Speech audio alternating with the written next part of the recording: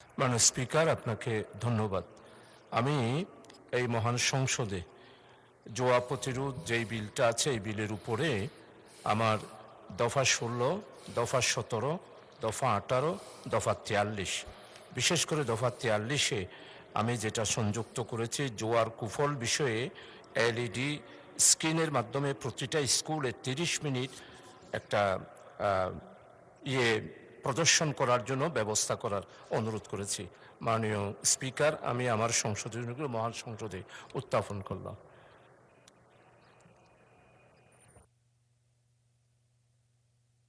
ধন্যবাদ মাননীয় সদস্য। জনাব আখতার হোসেন, আপনি সংশোধনের সমূহ উত্থাপন করুন। মাননীয় স্পিকার, আপনাকে ধন্যবাদ।